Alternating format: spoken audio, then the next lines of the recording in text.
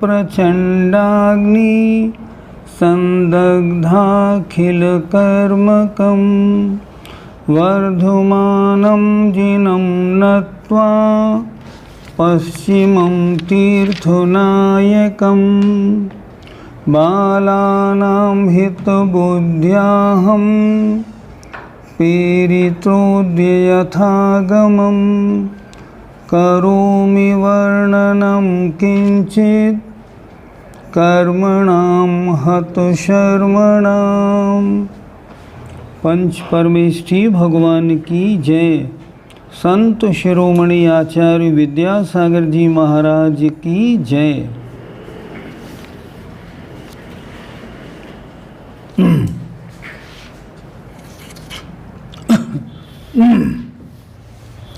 Revision प्रश्न 174 से 174। आज करना क्या है, थोड़ा रिवीजन कराएंगे और उसके बाद केवल आज प्रश्नों के उत्तर देंगे, क्योंकि आज शिविर का अंतिम दिन है। कल छुट्टी रखेंगे एक दिन की और परसों से फिर कंटिन्यू करेंगे, ताकि एक दिन थोड़ा रेस्ट मिल जाए सब शिविरार्थियों को, हमें नहीं। चलें। प्रश्न 174। कर्मों में अनुभाग फल देने की शक्ति किस प्रकार पड़ती है? उत्तर कषाय के अनुसार। अर्थात कल बताया था अनुभाग के बारे में, प्रकृतियों को दो हिस्सों में बांटें, एक पुण्य प्रकृति और एक पाप प्रकृति। अगर हम खुलासा करेंगे तो पुण्य प्रकृतियाँ 68, पाप प्रकृतियाँ 100। अब इनमें तीव्र कषाय में अगर बाधा होगा तो पाप कर्मों में अनुभाग ज़्यादा पड़ेगा, पुण्य कर्मों में कम। और मंद कषाय में बांधेंगे तो पुण्य कर्मों में अनुभाग माने फल देने की शक्ति ज़्यादा होगी, पाप कर्मों में कम। आगे आए। घातिया कर्मों का अनुभाग किस प्रकार होता है? 4 प्रकार का। लता, दारू, विष और हलाहल। अर्थात 4 तरह के होते हैं उनमें फल देने की शक्ति। मैंने कल बताया था 1 से 25 तक है तो बेल की तरह, लता की तरह। अगर 26 से 50 तक है तो दारू लकड़ी की तरह। 51 से 75 तक है तो हड्डी की तरह, अस्थि। और 76 से 100 तक है तो शैल की तरह माने पाषाण की तरह। बहुत बहुत कड़ा अनुभाग मिलेगा। इस तरह घातिया कर्मों की स्थिति ऐसे होती है। इसमें जो लता वाले हैं वो तो देशघाती हैं। अब जो दारू लकड़ी वाले हैं उनमें अनंतवा भाग तो देशघाती है, सम्यक प्रकृति रूप मान लो।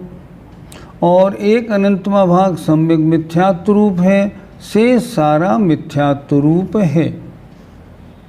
जैसे 4 वस्तुओं में उत्तरोत्तर कड़ापन ज़्यादा है, इसी तरह घातिया कर्मों में कड़ापन माने उनका जो फल तीव्र ज़्यादा पड़ता है।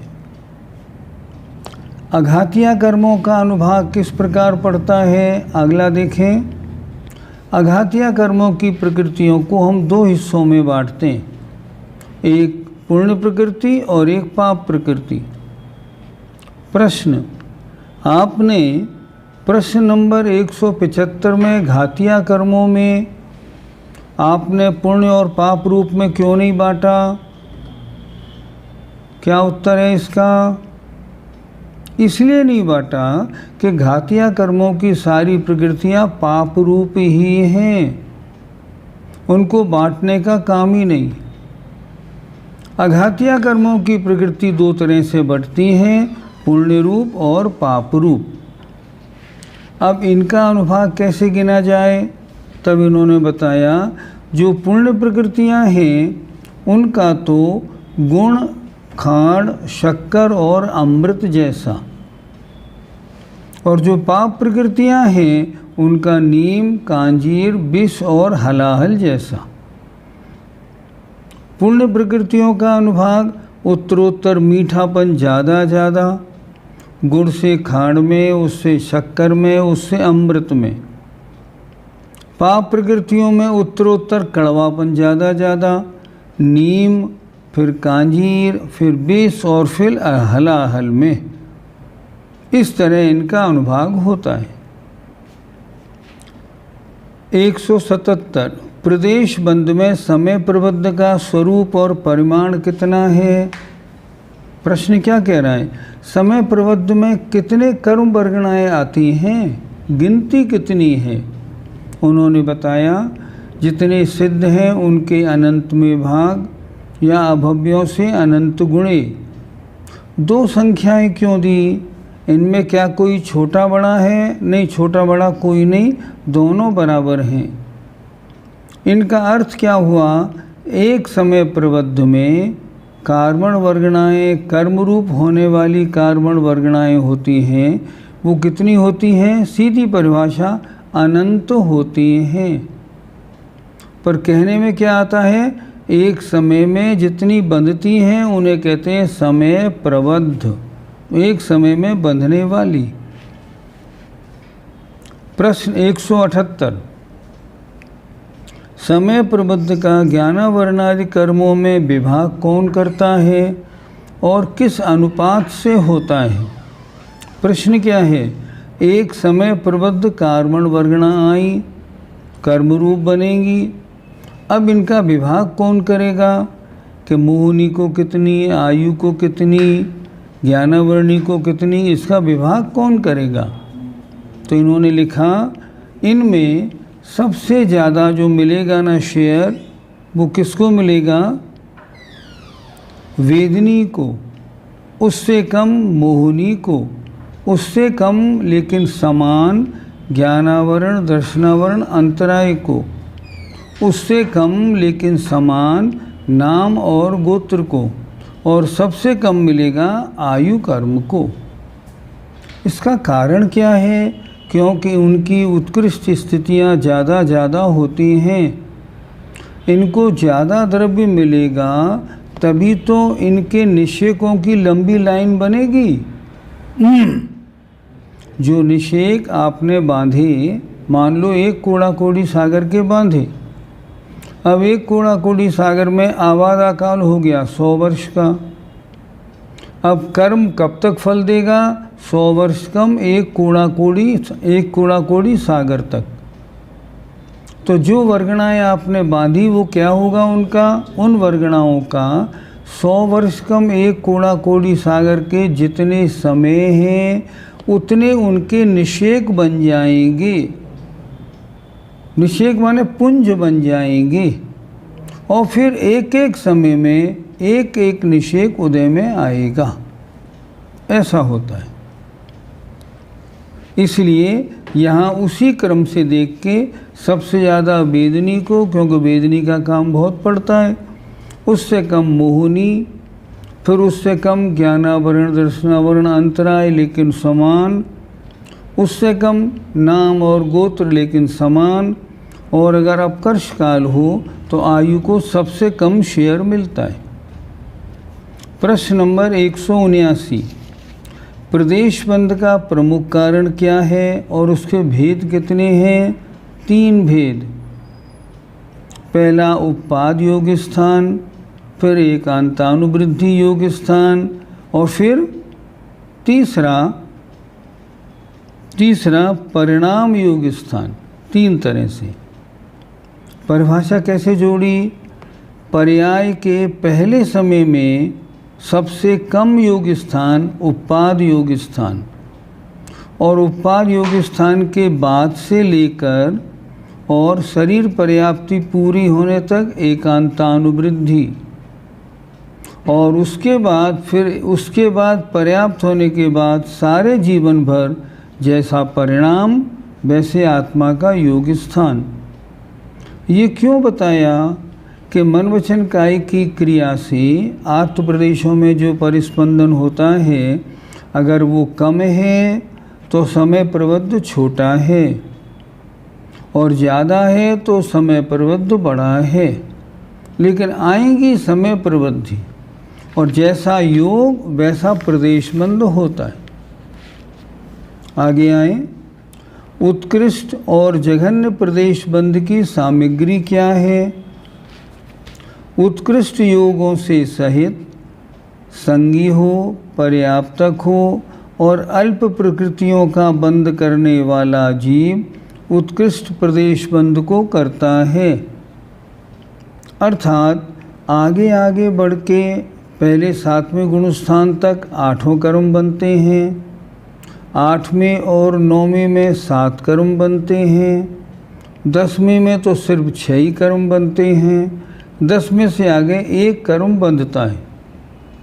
अब जब 10वें से आगे 1 कर्म बंधना है तो जो समय प्रबद्ध आएगा उसका शेयर किस में जाएगा? सारा का सारा वेदनी में जाएगा।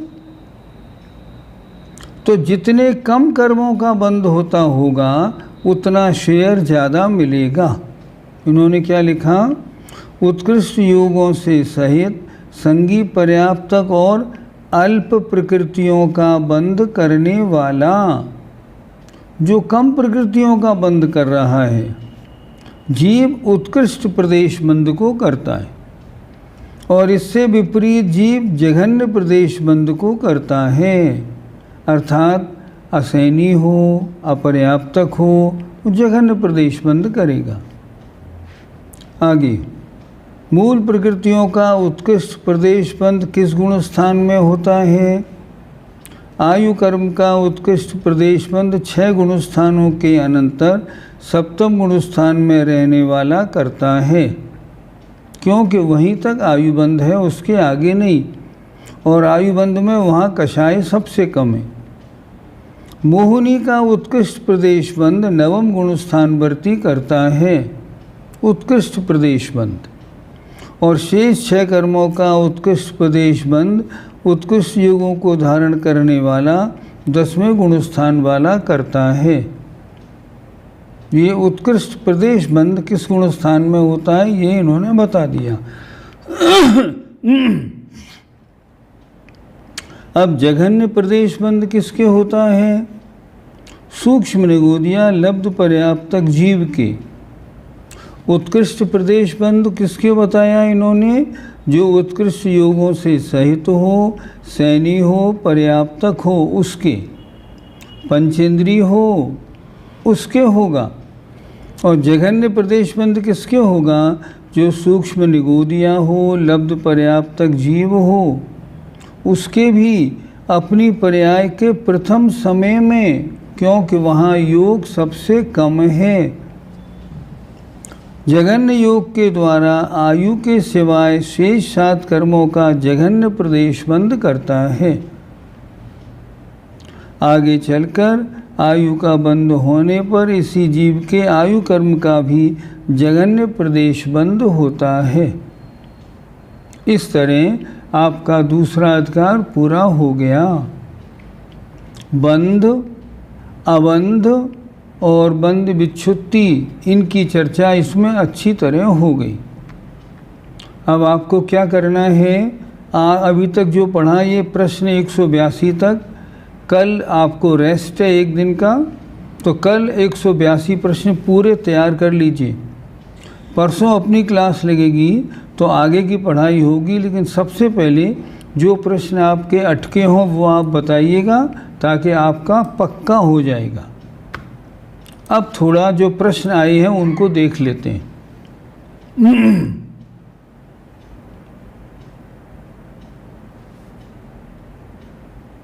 कर्णानुयोग दीपक भाग 1 का प्रश्न पूछा है, वो किताब हमारे पास अभी नहीं है।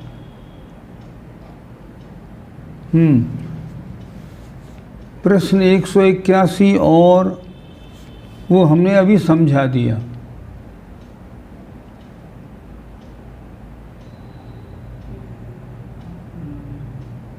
जिनको पुस्तक चाहिए वो संपर्क करें, संजीव भैया को पुस्तक भिजवाएंगे। आगे आइए, मध्यलोक में तालाब में जो श्री हरि धृति आदि देवियाँ रहती हैं, क्या वो सम्यक दृष्टि हो जाती हैं जब भगवान के कल्याणक में जाती हैं? क्या वे निकट भव्य होती हैं? शास्त्रों में स्पष्ट कोई उल्लेख तो नहीं मिलता, लेकिन श्री हरि आदि देवियाँ भगवान की माँ के पास उनकी सेवा करने आती हैं, तो उस समय जो उनका भगवान का वैभव देखती होंगी तो उनको निश्चित रूप से उनके सम्यक की विशुद्धि तो बनेगी ही बनेगी। उनके परिणाम सम्यक के योग्य हो सकते हैं, पर नियम शास्त्रों में नहीं लिखा कि ये देवियाँ सम्यक दृष्टि बन जाती हैं, ऐसा कहीं पढ़ने को नहीं मिला, लेकिन लगता ऐसा है, ज़रूर बन जाती होंगी। तीर्थंकर प्रकृति के उत्कृष्ट और जघन्य बंध से क्या समझें? तीर्थंकर प्रकृति पुण्य प्रकृति है, तो पुण्य प्रकृति का बंध कैसे होगा? उन्होंने बताया, इस तीर्थंकर प्रकृति का सबसे उत्कृष्ट स्थिति बंध वो जीव करेगा जो चौथे गुण स्थान में आ गया और जो आगे गिर के अब नरक में जाने वाला है, दूसरे और तीसरे नरक में। छायोपशमिक सम्यक दृष्टि है, तो जब वो चौथे गुण स्थान से गिरेगा तो चौथे गुण स्थान के अंत में उसके सबसे उत्कृष्ट बंध स्थिति बंध होगा। और जगन स्थिति बंध कहाँ होगा? जगन स्थिति बंध ऊपर बढ़ेंगे 8वें गुण स्थान के 6ठे भाग के अंतिम समय में होगा। तीर्थंकर प्रकृति का बंध कौन करता है? कर्म भूमि का मनुष्य करता है। कैसे होता है? 16 कारण भावनाओं के भाने से होता है। 16 कारण भावना भाए और विश्व कल्याण की भावना भी हो। केवली शुद्ध केवली के चरण कमलों में बैठ के अगर वो ऐसा करेगा तो तीर्थंकर प्रकृति का बंध हो जाएगा। एक नियम ज़रूर है, भरत क्षेत्र और ऐरावत क्षेत्र में तीर्थंकर प्रकृति का बंध करने वाले उसी भव से तीर्थंकर नहीं बनते। वे उस भव के बाद नरक में या देव में जाएंगे और तीसरे भव में तीर्थंकर बनेंगे। लेकिन विदेह क्षेत्र में उसी भव में 16 कारण भावना भाएं और उसी भव में तीर्थंकर बन सकते हैं। ये इसका अंतर ज़रूर पड़ता है। क्या महिलाएं तीर्थंकर प्रकृति का बंध कर सकती हैं? नहीं कर सकती। इसका बंध सम्यक दृष्टि जीव को होता है और इसमें दर्शन विशुद्धि भावना मस्ट है। दर्शन विशुद्धि भावना ज़रूर होनी चाहिए। अन्य कोई भावना जो भी हो 2, 4, 5 वो अलग है, लेकिन बिना दर्शन विशुद्धि भावना के तीर्थंकर प्रकृति का बंध नहीं होता।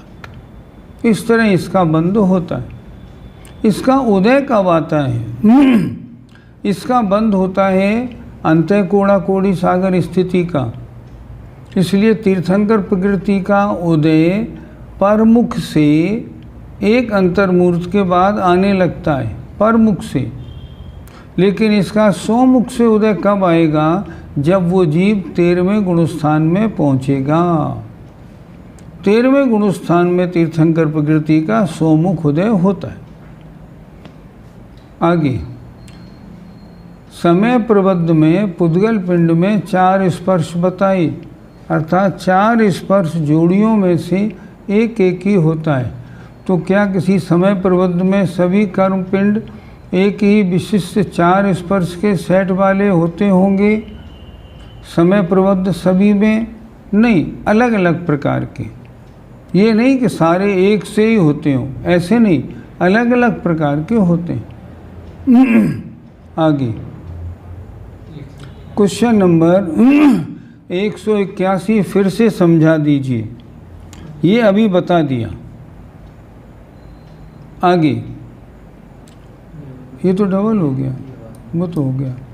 क्या समय प्रबंध में 8 भिन्न स्वभाव वाली कर्म वर्गणाएँ पहले से ही उसी अनुपात में होती हैं जिसमें कि उनका प्रदेश बंद होना है? नहीं, समय प्रबद्ध में तो जो समय प्रबद्ध आता है उसमें से जो होती हैं वर्गणाएं वो उतनी नहीं होती जितनी उस जीव के बंधती हैं, ऐसे नहीं, वो तो अपने हिसाब से बंधती हैं। अच्छी तरह समझिए, समय प्रबद्ध में 8 भिन्न स्वभाव वाली कर्म वर्गणाएं पहले से ही उसी अनुपात में होती हैं। उसी अनुपात का मतलब वेदनी की ज़्यादा, मोहिनी की कम और औरों की कम, हाँ उसी अनुपात में होती। वो उस रूप नहीं होती, उस रूप परिणमन करने के स्वभाव वाली होती। जैसे 2 जीव हैं, दोनों ने समान रूप से ज्ञानावरणी कर्म का बंध किया, लेकिन जिसकी कषाय ज़्यादा थी उसने तीव्र बंध किया, जिसकी कम थी उसने मंद बंध किया।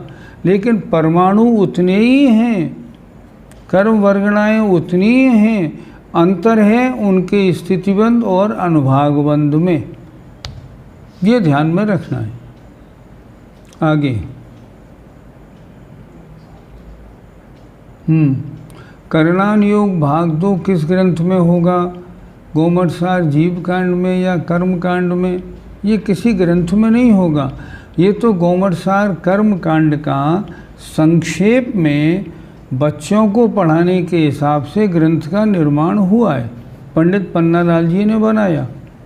कर्म कांड अगर पढ़ाएं ना, कर्म कांड में तो 1000 गाथाएं हैं, 800 पेज की किताब है, अगर वो पढ़ाएं तो सारा 10-5 साल लगे, तो फिर कैसे ज्ञान हो? तो उन्होंने संक्षेप में ये करणान योग दीपक भाग 2 बना दिया, तो उसका संक्षेप है ये तो। किस गुणस्थान में कौन कौन सी कर्म प्रकृतियों का अबंध है, इसकी पूरी सारणी कर्म प्रकृति का नाम बतलाते हुए करणान योग दीपक भाग 2 ग्रुप पर भेजी गई है। ठीक है, बहुत अच्छी बात है। एडवांस में क्या लिखा? पढ़ दिया क्या? एडवांस में पढ़ लिए हैं आगे के क्वेश्चन।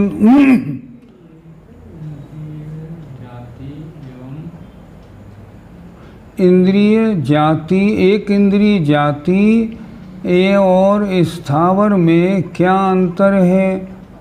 यहाँ जाति से क्या आशय है? ठीक, एक इंद्रिय जाति और स्थावर, पांचों एक इंद्रिय पृथ्वी जल अग्नि वायु वनस्पति, ये पांचों मिलके स्थावर में आते हैं। स्थावर के उदय से एक इंद्रिय पर्याय मिली, नहीं सॉरी, एक इंद्रिय जाति के अनुसार एक इंद्रिय पर्याय मिली। अब जाना किस में है? पृथ्वी में, जल में, अग्नि में। ये स्थावर नाम कर्म के उदय से हुआ। ये इन दोनों में अंतर होता है। आगे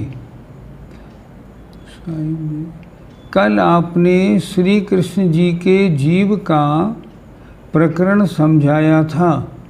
वह आगामी भव तीर्थंकर होंगे, तो उसमें वे इस पंचम काल में पूजे जा रहे और वह नरक में कष्ट भोग रहे हैं, तो ऐसा विरोधाभास क्यों हुआ? क्या कारण रहा? कारण उनका तो कुछ नहीं रहा, वो तो तीर्थंकर प्रकृति का बंध कर रहे हैं आराम से, और वो तो आज भी सम्यक दृष्टि हैं, उनको तो कोई प्रॉब्लम किसी बात की नहीं है। लेकिन वो पूजे जा रहे हैं, ये तो पूजने वालों की बात है, वो सम्यक दृष्टि जीव नहीं। लेकिन हरवंश पुराण जी का एक प्रसंग आता है, जब बलदेव उनके पास पहुँचे देव पर्याय मिलने के बाद, और उन्होंने उनको बड़े दुख में देखा, तो उन्होंने उनको निकालने की कोशिश की कि मैं तुमको नरक से निकाल के उठा के ले जाता हूँ ताकि तुम्हारे दुख समाप्त हो जाएं। उन्होंने बड़ी कोशिश की, लेकिन नारकी का शरीर पारे की तरह बिखर जाता है, बाहर नहीं निकल सकता, तो वो नहीं निकाल पाए। तो बलदेव बहुत दुखी हुए और उन्होंने कहा, भाई मैं आपको निकाल तो नहीं पा रहा हूँ, अब मैं क्या सेवा करूँ ये बताओ। तो उन्होंने ये कहा, मेरी 4 हाथ वाली मूर्तियाँ शंख गदा चक्र वाली बना करके और उसको सब जगह भरत क्षेत्र में पुजवाओ, इतना काम कराओ। तो शायद उनके उस तरह कहने से ऐसा कोई प्रकरण बना हो, लेकिन ये प्रकरण वहाँ लिखा ज़रूर है हरवंश पुराण में, लेकिन जब आगम की कसौटी पे कसा जाता है ना तो ठीक नहीं बैठता। क्यों? वो सम्यक दृष्टि जीव जो तीर्थंकर प्रकृति का बंद कर रहे हैं, क्या वो अपनी पूजा करवाने की बात करेंगे? नहीं, कभी नहीं करेंगे। लेकिन शायद वो प्रकरण या और कोई प्रकरण हो जिससे उनकी मूर्तियां बन के और उनका प्रचार प्रसार हुआ, लेकिन उनके पुण्य पाप का उससे कोई संबंध नहीं। आगे, साता वेदनी का 15 कोड़ा कोड़ी व असाता का 30 कोड़ा कोड़ी सागर लेने का क्या कोई विशेष कारण है? नहीं, कोई विशेष कारण नहीं। ये तो कर्म प्रकृतियों की अपनी अपनी स्थिति है। आप अगर और देखेंगे ना, नाम कर्म में किसी की कुछ किसी की कुछ, ये तो बहुत कर्म कांड में आप देखेंगे तो सबकी अलग अलग स्थिति बताई है। ये इनका ऐसा नियम। पंडित जी वंदना, कौन से गुणस्थान में कौन सी प्रकृतियों का नाश होता है वो लिखवा दो ना। ये प्रकरण आगे आएगा, अभी नहीं लिखवाना है। किन प्रकृतियों का, अभी तो बंद विच्छुत्ति पढ़ाई गई है, लेकिन किन का क्षय होता है, नाश किन का होता है, ये प्रकरण आगे आएगा इसी किताब में। प्रकृतियों का जगन्य स्थिति बंद विच्छुत्ति के समय होता है। इसका क्या मतलब है? इसका मतलब ये है, जैसे मान लो अगर कोई ये कहे प्रकृतियों का जगन्य स्थिति बंद कहाँ होगा। अब जैसे तत्वार सूत्र में पढ़ते हैं ना, अपरा 12 मुहूर्ता वेदिनी यश्य, वेदिनी की जगन्य स्थिति 12 मुहूर्त है। तो इसका बंद कहाँ होगा? 10वें गुणस्थान के अंतिम समय में होगा। वहाँ लिखा है, विंशतिर नाम गोत्रियो हो ना, नीचे अपरा विनिय से नाम गोत्रियो रष्टौ, नाम और गोत्र कर्म की जगन्य स्थिति 8 मुहूर्त है। इसका बंद कहाँ होगा? 10वें गुणस्थान के अंत में। जो प्रकृति जहाँ तक बंधती है उसके बाद आगे नहीं बंधती, तो जहाँ तक बंधती है वहाँ उसके अंत में उसका जगन्य स्थिति बंद होता है। जो वर्गणाएँ तीनों लोकों में अनंतानंत ठसाठस भरी हैं, क्या वेदनी आदि की अलग अलग संख्या होती है? तब वेदनी की सबसे ज़्यादा होंगी। हाँ, ऐसे ही होता है, उनका परसेंटेज भी ऐसा ही है, पूरे लोक में भरा हुआ।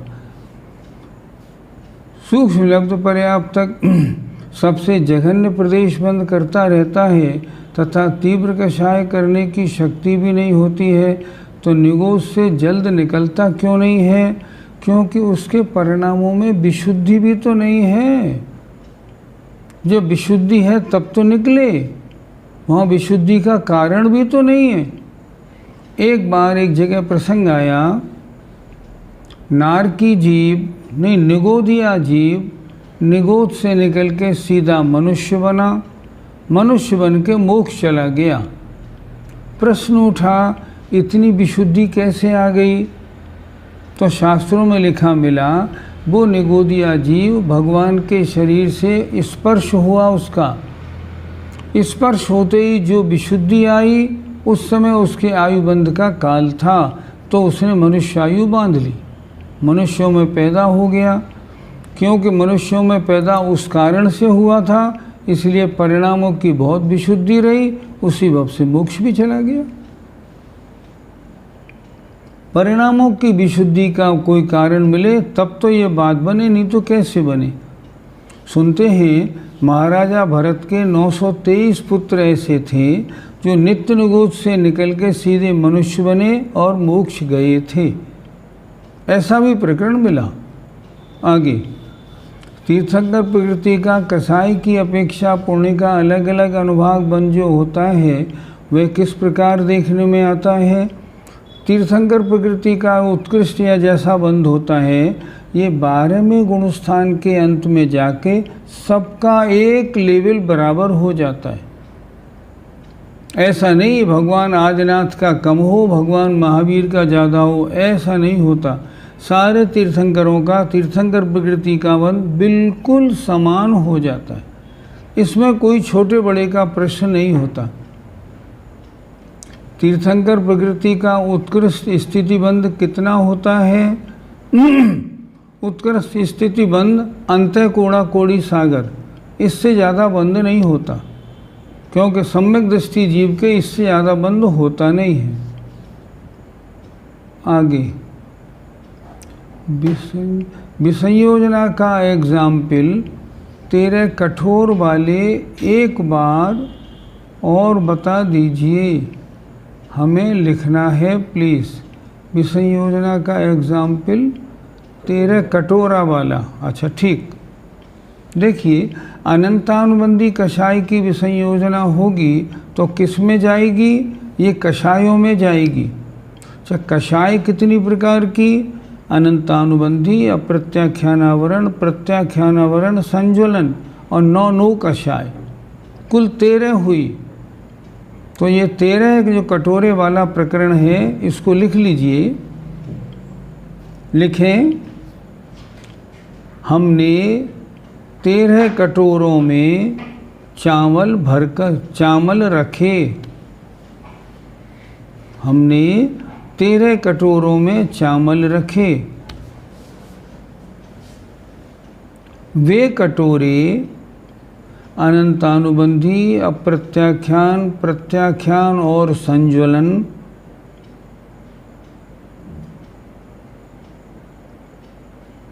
तथा 9 कषाय के थे।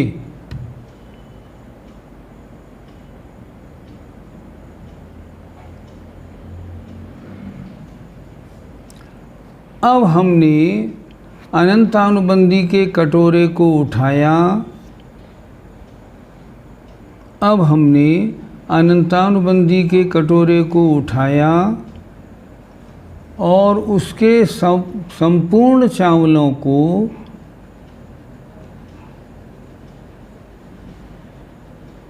शेष 12 कटोरों में थोड़ा थोड़ा डाल दिया।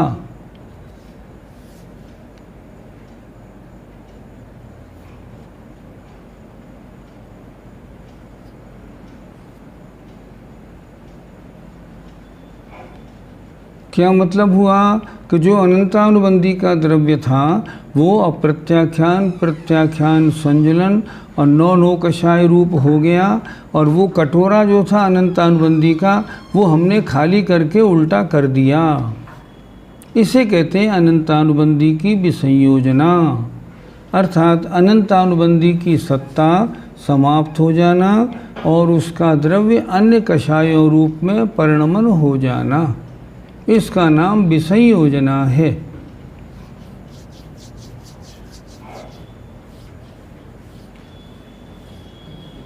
आगे चले, कांजीर क्या होती है? बाजार में मिलती है एक कांजीर, बहुत कड़वी होती है। पसारी के यहाँ जाके कभी देख लीजिएगा, बहुत कड़वी होती है कांजीर। अच्छा, उदीर्णा किस कारण होती है?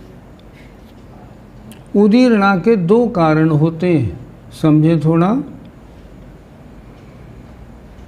एक तो ये नियम है कि जिस कर्म का उदय होता है उसके साथ में उसकी उदीर्णा भी होती है।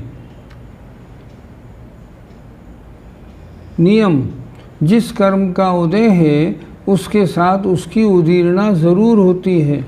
एक तो उदीर्णा ऐसी होती है। दूसरी उदीर्णा कैसी होती है? जब तप के द्वारा अहिपाक निर्जरा में कर्मों को खिराया जाता है ये तप के द्वारा होने वाली उदीरणा होती है। दो तरह की उदीरणा होती है, हमारे और आपके पहली वाली उदीरणा प्रति हो रही है, लेकिन तप वाली उदीरणा अभी नहीं है। इसलिए उदीरणा दो प्रकार की। प्रश्न, उदीरणा कहते किसे हैं? कर्म का अपने टर्न पर उदय आना, एज पर शेड्यूल, उदय कहलाता है। और टर्न से पहले उदय में आ जाना, उसका नाम उदीरणा है। समय से पूर्व कर्म का उदय में आ जाना उदीरणा कहलाता है।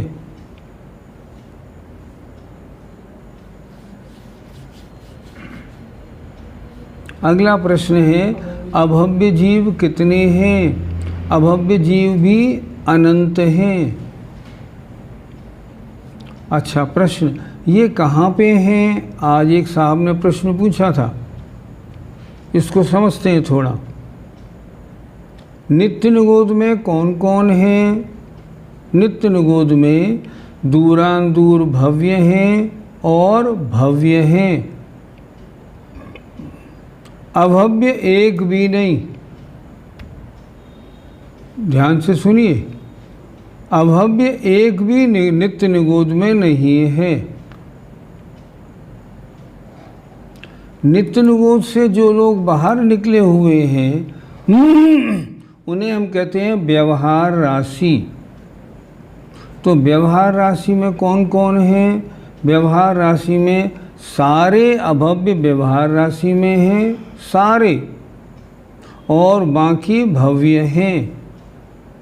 दूरांदूर भव्य एक भी नहीं है। सारे अभव्य व्यवहार राशि में हैं, निगोद से बाहर हैं। नित्य निगोद में एक भी अभव्य नहीं है। नित्य निगोद में या तो भव्य है या दूरांदूर भव्य है। छोटा सा प्रश्न, सुनते हैं 6 महीने 8 समय में 608 जीव नित्य निगोद से निकलते हैं, तो वो कौन होते हैं? उत्तर, वे सारे भव्य होते हैं। दूरांदूर भव्य कोई नहीं, अभव्य एक भी नहीं। अभव्य तो है ही नहीं, नित्य निगोद में तो निकलेंगे कहाँ से? आगे, उत्कृष्ट स्थिति बंध को अच्छा क्यों नहीं मानते?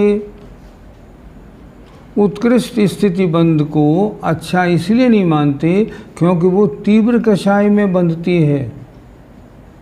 लेकिन एक बात और समझें, हमने स्थिति बंध के 2 हिस्से किए थे, एक 145 प्रकृतियाँ और 3 आयु एक तरफ, तिरंचायु, मनुष्यायु, देवायु।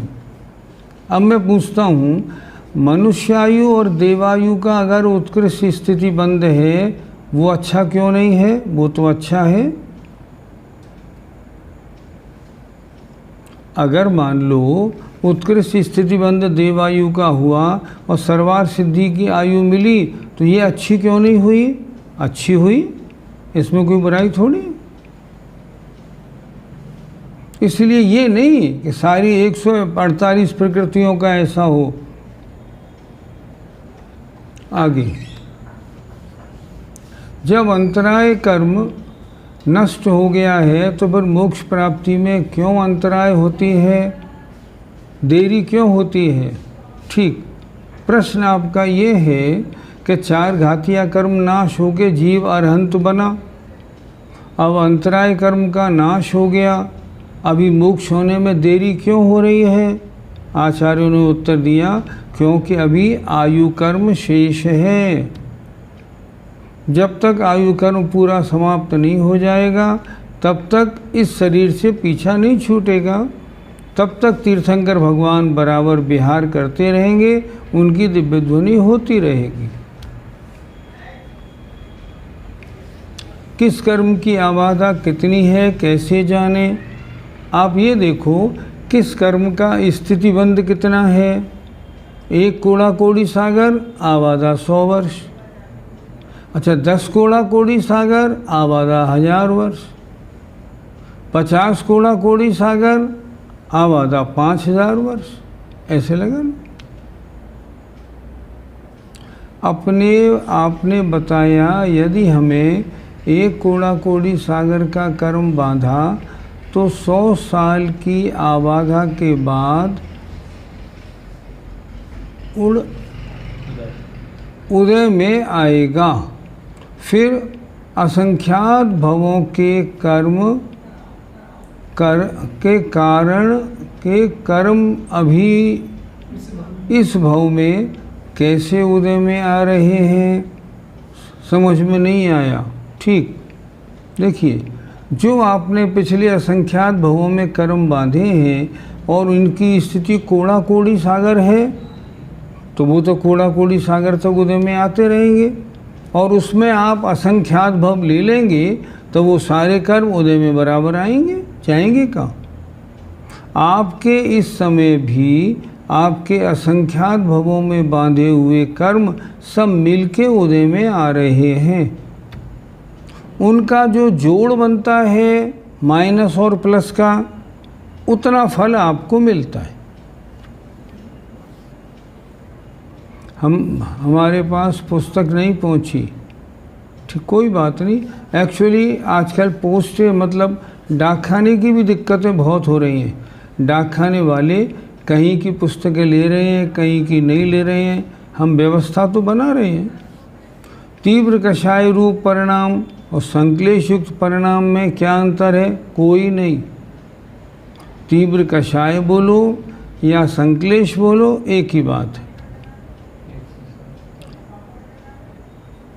प्रश्न नंबर 177 बता दीजिए। 177 में प्रदेश बंद में समय प्रबद्ध का प्रमाण कितना? जो एक समय में कर्म पुंज आता है उसकी क्वांटिटी कितनी है? आचार्यों ने बताया सिद्धों के अनंत में भाग या अभव्य से अनंत गुणा। तो कितना हुआ? अनंत हुआ। मतलब प्रति समय अनंत कार्मण वर्गणाएं हमारे साथ आत्मा के साथ बंधती हैं।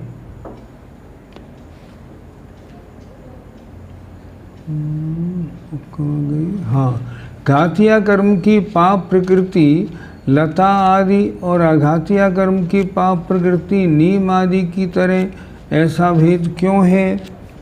नहीं, घातिया कर्म की पाप प्रकृतियों का 4 तरह से अलग बताया, क्योंकि उनमें पाप और पुण्य का भेद नहीं होता। और अघातिया कर्म में पाप प्रकृतियों का अलग बताया कड़वे के हिसाब से, और पुण्य प्रकृतियों का मीठे के हिसाब से। पर घातिया कर्मों का कड़े के हिसाब से बताया। बेल लता सबसे मुलायम, लकड़ी उससे कड़ी, हड्डी उससे कड़ी, पत्थर उससे कड़ा। वहाँ सख्ती के हिसाब से बनाया, और यहाँ पाप और प्रकृति में मीठे और कड़वे के हिसाब से बताया। निषेक और समय प्रबद्ध में अंतर, बहुत अंतर। निषेक माने एक समय में उस कर्म का जो पुंज उदय में आ रहा है उसे कहते हैं निषेक। और समय प्रबद्ध का मतलब एक समय में जितनी कार्मण वर्गणाएं आत्मा से जुड़ती हैं उनका प्रमाण समय प्रबद्ध।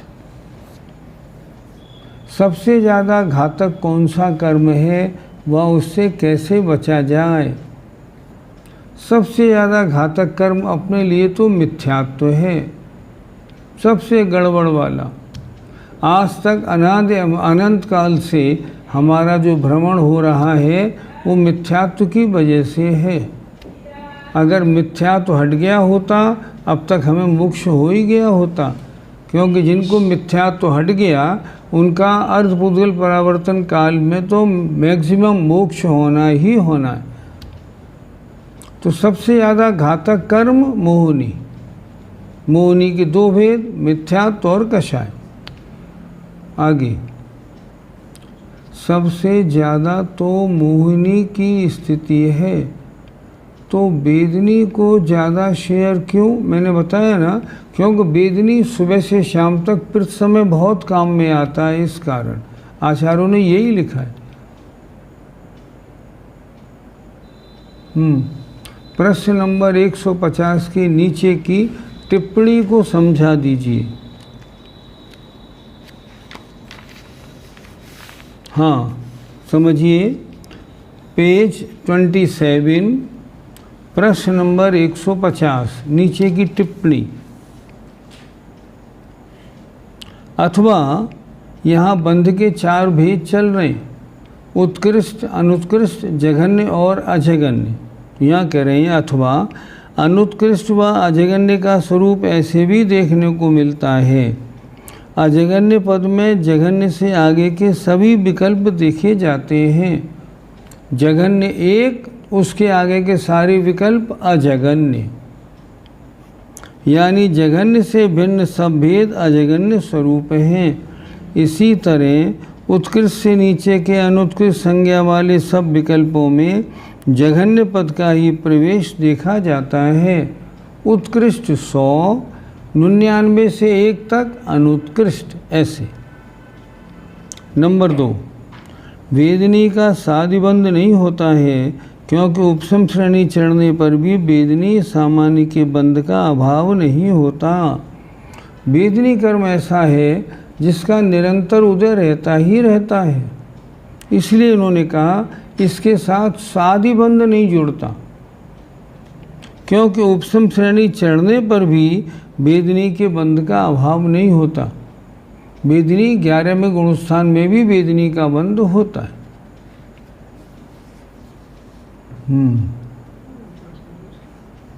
छायोपशमिक सम्यक दृष्टि आदि सम्यक दृष्टि जीवों के मिथ्यात्व का उदय किस रूप में होगा? उदयाभावी क्षय के कारण। दर्शन मोहिनी की 3 प्रकृति हैं, मिथ्यात्व, सम्यक मिथ्यात्व और सम्यक प्रकृति। जिस जीव के सम्यक प्रकृति का उदय है उसके छायोपशमिक सम्यक दर्शन हो गया। अब उसके मिथ्यात्व और सम्यक मिथ्यात्व के उदय का क्या होगा? उन दोनों का उदय बदलकर सम्यक प्रकृति रूप उदय में आता रहेगा। उदय में तो आएंगी, किस रूप में आएंगी? सम्यक प्रकृति के रूप में आएंगी। वर्तमान में हमें अभी बंधे हुए कर्मों का फल मिलता है या पुराने बंधे कर्मों का? अधिकांश पिछले असंख्यात भवों में बांधे गए कर्मों का। अभी आपने जो बांधा है उसका नहीं मिलता। आप खुद सोचो, बड़े बड़े पाप करने वाले लोग भी आज बड़े पैसे वाले और समृद्ध देखे जाते हैं। अगर उनको इस समय किए का भव इसी में वो अगर वो मिलता उदय, तो ऐसा कहाँ होता? नहीं होता। पर ये होता क्यों है? क्योंकि जो कर्म आपने बांधा, अब देखो, मान लो कट्टी खाने वाले लोग हैं, इनके तो तीव्र कषाय है, तो तीव्र कषाय से स्थिति बनेगी ज़्यादा पाप कर्मों की, और जब स्थिति ज़्यादा बनेगी तो उनका आबादा काल भी ज़्यादा होगा, और जब आबादा काल ज़्यादा होगा अभी उदय आने का प्रश्न नहीं होगा। मान लो 10 कोड़ा कोड़ी सागर बांधा, अब उसकी आबादा 1000 वर्ष, अब 1000 वर्ष तक वो कर्म उदय में आने वाला नहीं है। वर्तमान में हम लोगों की कषाय की तीव्रता है, इसलिए अमूमन 99.9% बांधे हुए कर्म हमारे इस भव के बंधे इस भव में उदय में नहीं आते। कब आएंगे? अगले असंख्यात भवों में आएंगे। सर्वाधिक बंध का बंधन व खिरना किस गुण स्थान में होता है? सबसे ज़्यादा बंध का बंधन, सबसे ज़्यादा बंधता कहाँ है? पहले गुण स्थान में। और सबसे ज़्यादा खिरता कहाँ है? 13वें गुण स्थान में, या तो समुद्घात के समय में या फिर 14वें गुण स्थान में। निगोदिया जीव का बंधावस्था को प्राप्त समय प्रबद्ध, क्या मतलब? निगोदिया जीव का बंधावस्था को प्राप्त समय प्रबद्ध, क्या? स्पष्ट नहीं। किसी कषाय की विसंयोजना को क्षय कह देवे तो क्या हानि है? हाँ, बिल्कुल हानि है। विसंयोजना अनंतानुबंधी के अलावा किसी कषाय की नहीं होती, तो उनको हम क्या बोलेंगे? अप्रत्याख्यान वर्ण को, उसको बोलेंगे आप अनुदय, या उसको बोलेंगे आप उसकी निर्जरा, वो बोल देंगे। लेकिन ऐसे नहीं बोलेंगे कि किसी की विसंयोजना को क्षय कह दें, नहीं, क्षय नहीं कह सकते। विसंयोजना केवल अनंतानुबंधी की होती है और किसी की नहीं होती। तो विसंयोजना क्षय में अंतर क्या है? जिस प्रकृति का आपने क्षय कर दिया वो अब कभी बंधु को प्राप्त नहीं होगी। लेकिन अगर आपने विसंयोजना की है और उसके बाद लौट के मिथ्यात्व में आ गए हैं, तो उसके बचे हुए सारे परमाणु फिर संयोजित होकर अनंतानुबंधी बन जाएंगे। फिर समझे थोड़ा, विसंयोजना माने अनंतानुबंधी के द्रव्य का अप्रत्याख्यान प्रत्याख्यान संज्वलन और नौकषाय रूप हो जाना। अनंतानुबंधी का कटोरा खाली हो गया। अब मान लो वो जीव मिथ्यात्व में आ गया तो क्या होगा? मान लो 1000 परमाणु अन्य कषाय रूप हुए थे, उनमें से 25 तो उदय में आके फल दे के खिर गए। अब बचे 975। वो 975 पूरे के पूरे, चाहे वो प्रत्याख्यान प्रत्याख्यान संजुलन या किसी के भी हों, बदल के अनंतानुबंधी बन के आत्मा के साथ जुड़ जाएंगे। ऐसा किसी कर्म प्रकृति में नहीं होता। इसलिए विसंयोजना केवल अनंतानुबंधी की होती है, अन्य किसी कषाय या किसी और की नहीं होती। अवलंबनाकरण किसे कहते हैं? समझ नहीं आया, थोड़ा समझ लेते हैं। ये ना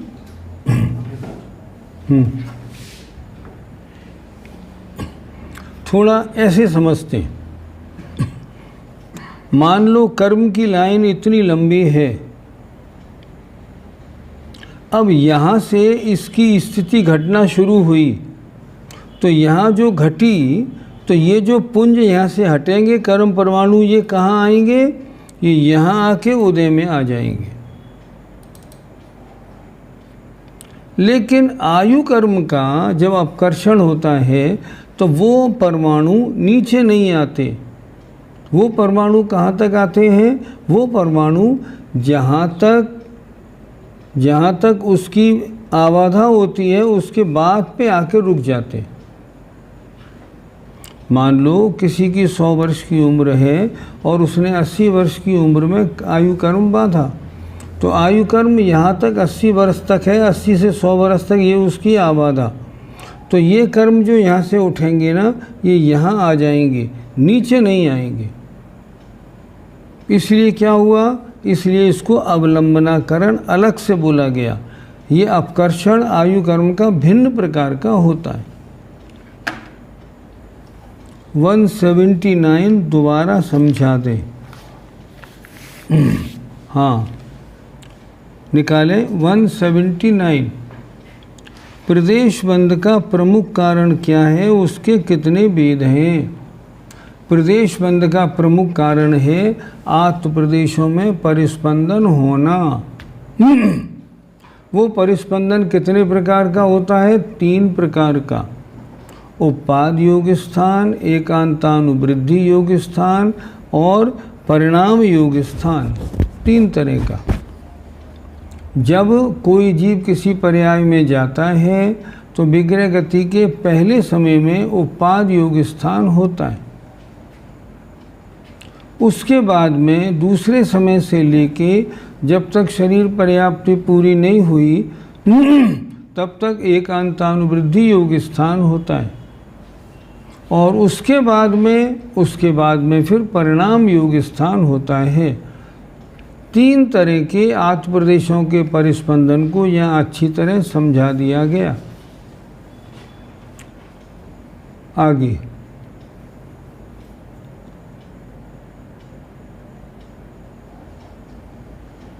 क्या लिखा?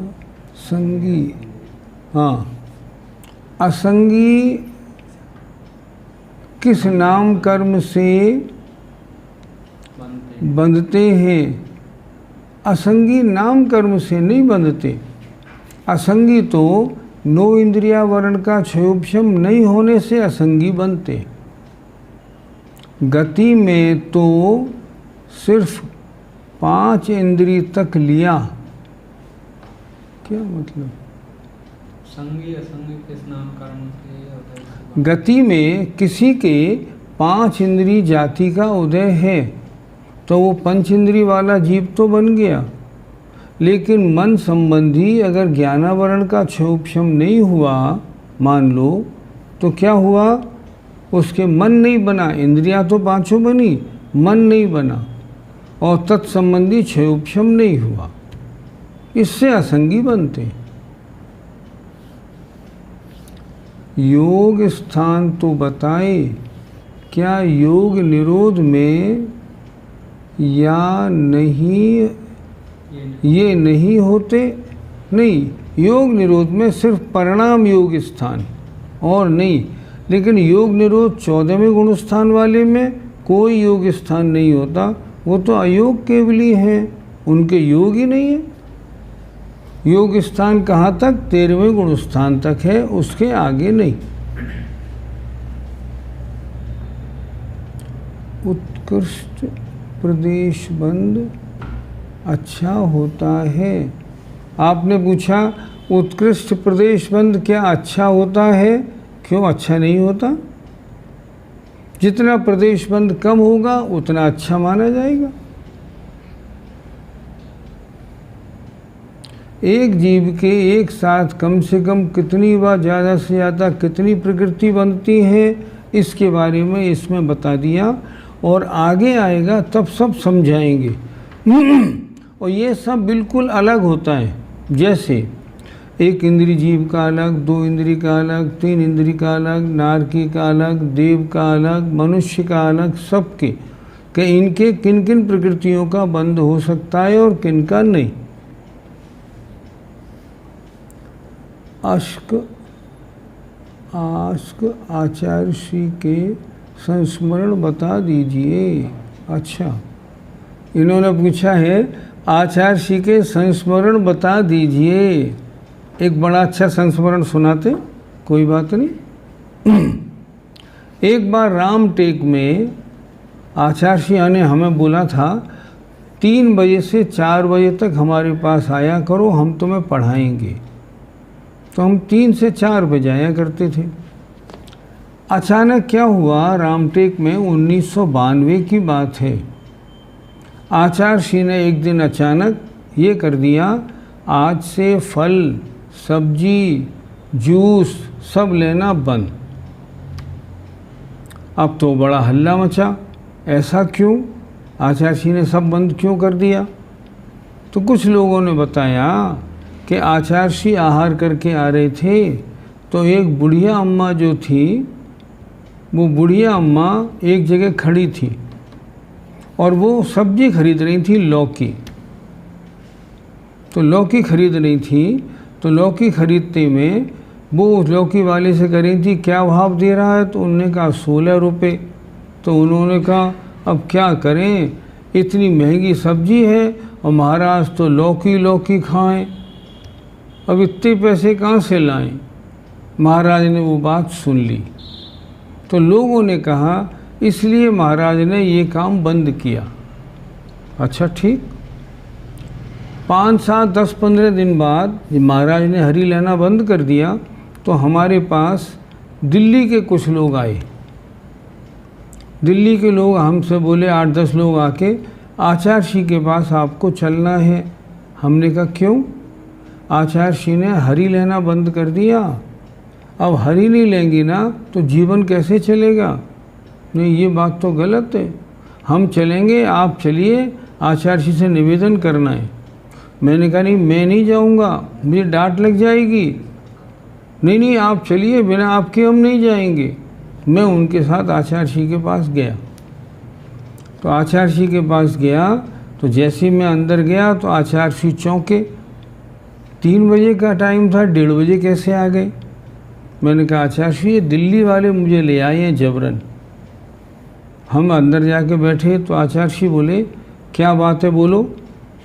मैंने निवेदन किया, महाराज जी ये दिल्ली वाले इसलिए आए हैं कि आपने जो हरी लेना बंद कर दिया है उसको आप दोबारा शुरू कर दीजिए।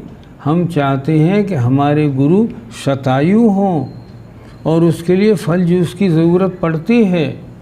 तो आचार्य जी बोले, अच्छा, अब मैं जो नियम लूँ वो तुम लोगों से पूछ के लिया करूँ? तुम मेरे नियमों में बाधा करने लगे, ये नियम लेना ये नहीं लेना। मैंने कहा महाराज जी ये दिल्ली वाले आए हैं, मैं तो नहीं आया, यही मुझे ले आए हैं। नहीं नहीं, ऐसे नहीं। क्यों आए? हमने कहा महाराज जी हमने ऐसा सुना है, कोई बूढ़ी अम्मा ने ये कह दिया महाराज तो लौकी लौकी खाएं, और लौकी हो गई 16 रुपये किलो। भैया हम कहाँ से लाएं? तो शायद आपने इसको बंद कर दिया। उन्होंने कहा नहीं, ऐसा नहीं, ये बिल्कुल गलत है। हम तो ऐसे नियम लेते रहते हैं और हमने किसी के कहने से ऐसा नियम नहीं लिया, इसलिए हमने ऐसा कुछ भी नहीं किया। आप लोग अपने भ्रम को निकाल लीजिए। दिल्ली वालों ने बहुत रिक्वेस्ट किया, लेकिन महाराज बोले मैं अपने नियमों के बारे में किसी से राय नहीं लिया करता। अब वो चले गए। हम बाहर आए तो एक सज्जन खड़े हुए थे। हमने उनसे बोला आप कैसे खड़े हैं? बोले मुझे महाराज से कुछ चर्चा करनी है। सोनगढ़ी थे वो। हमने कहा क्या चर्चा करनी है? चलो अंदर। हम अंदर आए। अंदर आके उन्होंने फिर महाराज से पूछा, महाराज जी मैंने, ध्यान से सुनिएगा, मैंने समय सार कम से कम 100 बार पढ़ा और मैंने हजारों लोगों को समय सार पढ़ाया। महाराज आपने कितनी बार पढ़ा? मैं बड़ा सकपकाया। मैंने कहा ये कोई प्रश्न पूछने का होता है कि आपने कितनी बार पढ़ा? महाराज आचार्य जी आपने कितनी बार पढ़ा? तो आचार्य जी पहले यूँ बैठे थे, फिर उन्होंने सिर ऊंचा करके शक्ल देखी, क्या प्रश्न पूछ रहे हैं, चुप रहे। उन्होंने फिर पूछा, आचार्य जी मैंने तो सैकड़ों बार पढ़ा और हजारों को पढ़ाया, आपने कितनी बार पढ़ा? तगड़े लंबे चौड़े पंडित जी से लग रहे थे वो, कुर्ता पजामा पहने हुए थे। आचार्य जी मुस्करा के बहुत अच्छी बात बोले, मुझे आज तक याद है। हमें तो समय सार आचार्य ज्ञान सागर जी महाराज ने एक बार पढ़ाया था। एक बार पढ़ने में हमारे तो कपड़े उतर गए। तुमने 100 बार कैसा पढ़ा हम नहीं समझ पाए। हम नहीं समझ पाए। मुझे वो आज तक संस्मरण याद है। उन सज्जन का मुंह उतर गया जो बड़े घमंड से कह रहे थे कि मैंने 100 बार पढ़ा और हजारों को पढ़ाया।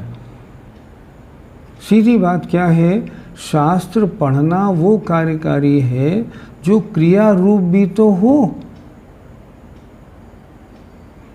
एक बड़ा अच्छा श्लोक है, बहुत बढ़िया, प्रश्नोत्तर रत्नमालिके का। उसमें उन्होंने लिखा, त्वरितः किम कर्तव्यम विदुषाम संसार संतति छेद।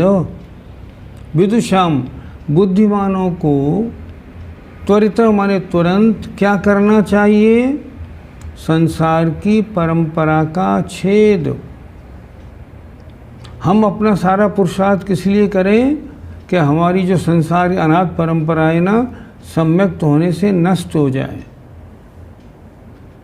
किम मोक्ष तरोर मूलम, इस मोक्ष रूपी वृक्ष की जड़ क्या है? किम मोक्ष तरोर मूलम, तो उन्होंने बताया सम्यक ज्ञानम। सम्यक ज्ञान है लेकिन क्रिया सहितम, क्रिया सहित तो हो। केवल बातों के जमा खर्च से काम नहीं बनता। इसलिए आचार्य जी ने कहा था, भैया हमने तो एक बार पढ़ा तो कपड़े उतर गए, तुमने 100 बार कैसा पढ़ा तुम्हारी तुम जानो। चलें आगे आ जाएं। क्वेश्चन 180 में अल्प प्रकृति वाला जीव से क्या समझें? 180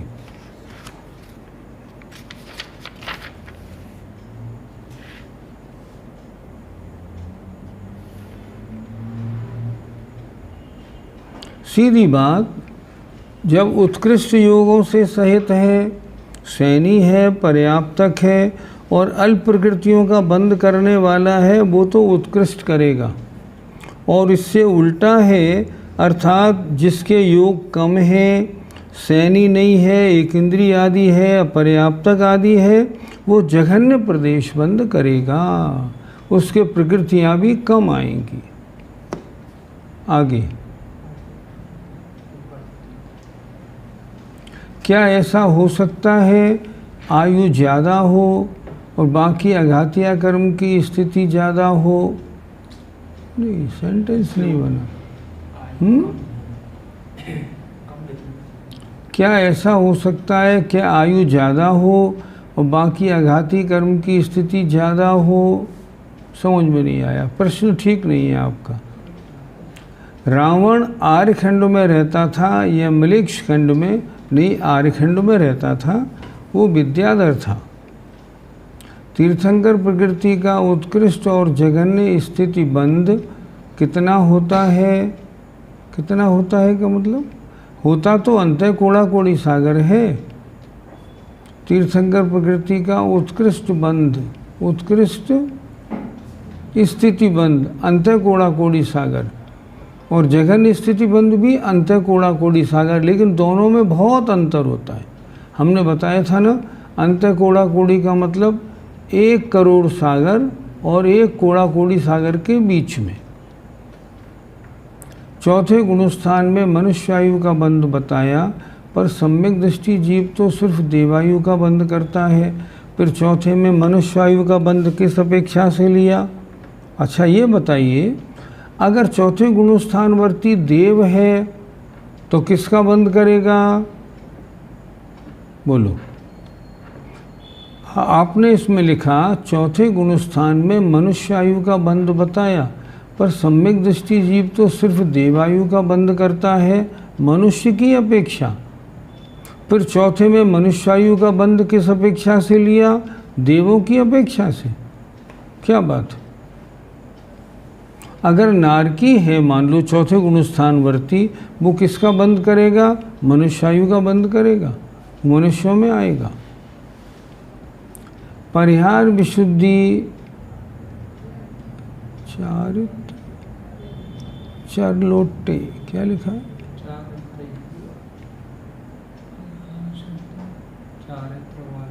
आपने लिखा परिहार विशुद्धि चारित्र वाले मुनि के कितने भव होते हैं? नहीं, कितने ही भव हो सकते, ऐसी कोई खास बात नहीं। उनके साथ विशेष बात कोई पढ़ने को नहीं मिलती, लेकिन अर्धपुद्गल परावर्तन काल तो मैक्सिमम है, इससे ज़्यादा तो रहेंगे ही नहीं। विदेह क्षेत्र में जन्म मिलने के लिए क्या करना चाहिए? बहुत ठीक बात। विदेह क्षेत्र में आपको जन्म लेना है तो सम्यक सहित वहाँ जन्म नहीं होगा। नियम क्या है? कर्म भूमि का मनुष्य सम्यक सहित अन्य कर्म भूमि में मनुष्य मर के नहीं बनता। भोग भूमि में तो जा सकता है, और अगर मनुष्य बनेगा कर्म भूमि का मनुष्य, मान लो भरत क्षेत्र का, और मरने के बाद विदेह क्षेत्र में जाएगा तो मिथ्यात्व सहित जाएगा।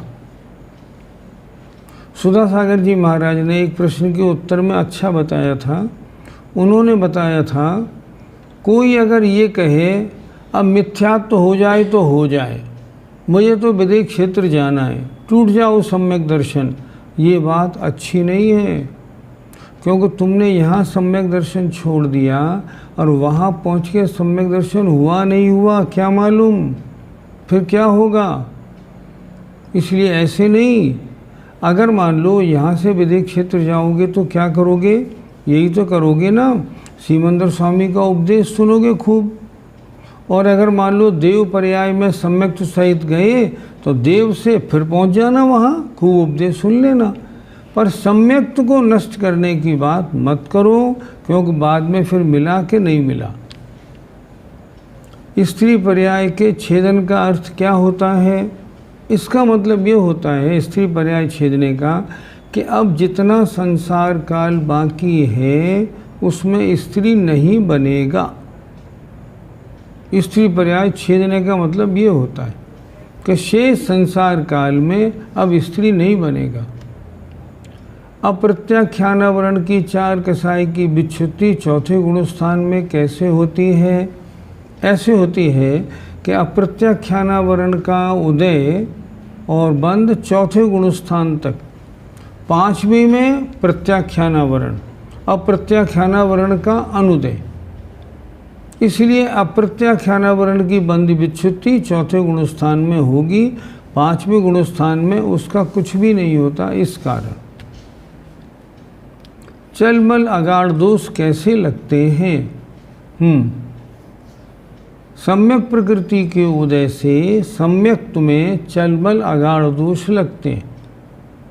चल दोष का मतलब होता है शांतिनाथ भगवान शांति करते हैं, पार्श्वनाथ भगवान संकट हरते हैं, ये चल दोष।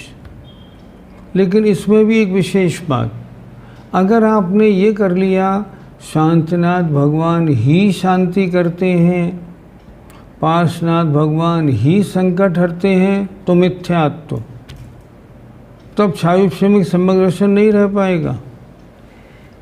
अगर इतना हो शांतिनाथ भगवान शांति करते हैं वहाँ तक ठीक है, फिर भी दोष है ये। दूसरा बताया मल दोष।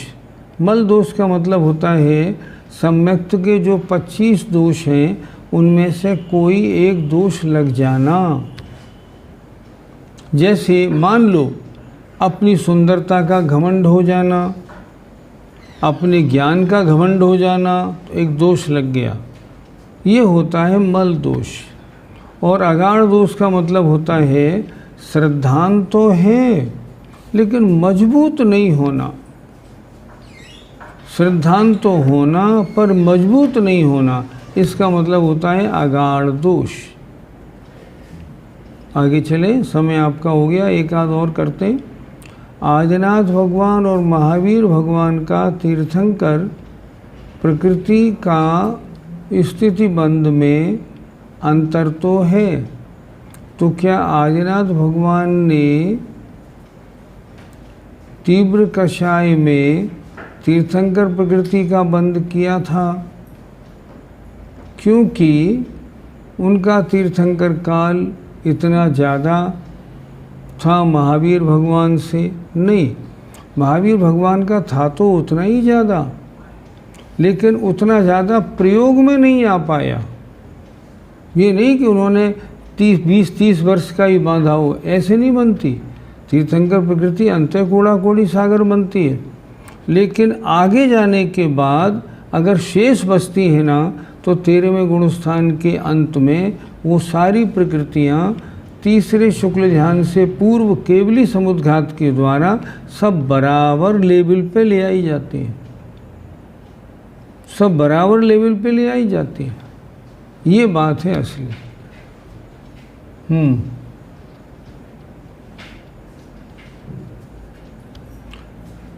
हम सभी विद्यार्थी से अबुद्धिपूर्वक कोई अभिनय हुई हो उसके लिए मनवचन गाय से क्षमा मांगते हैं। आज प्रेरक संस्मरण आचार्य श्री का सुना दीजिए, क्योंकि सुना तो दिया, फिर क्या बात है।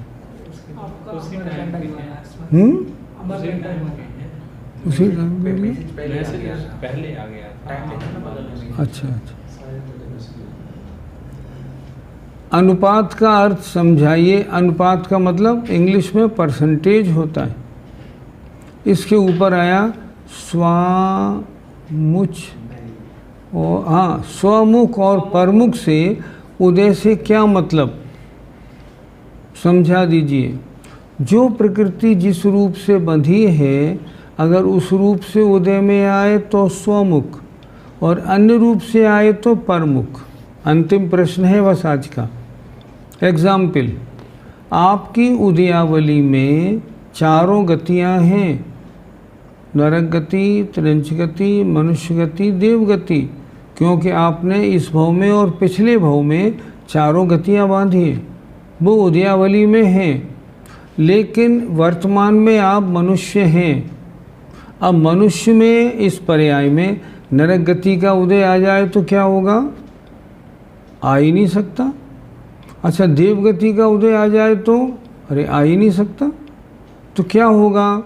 देखिए, मनुष्य गति तो मनुष्य गति रूप उदय में आ रही है, और नरक गति, त्रिंच गति और देव गति बदलकर मनुष्य गति रूप से उदय में आ रही है। ये होता है। ये अब हम कहेंगे मनुष्य गति का स्वमुख उदय है और नरक गति, त्रिंच गति, देव गति का परमुख उदय है। और देखो, आपके उदयावली में 1 इंद्री, 2 इंद्री, 3 इंद्री, 4 इंद्री, 5 इंद्री, पांचों जाति हैं।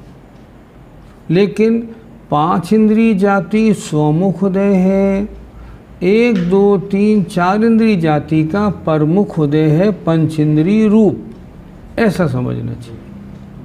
बस हो गया। अब कल की छुट्टी है और अच्छी तरह तैयारी कर लीजिए। परसों बिल्कुल राइट टाइम क्लास लगेगी। तब तक के लिए जय जिनेंद्र, जय जिनेंद्र।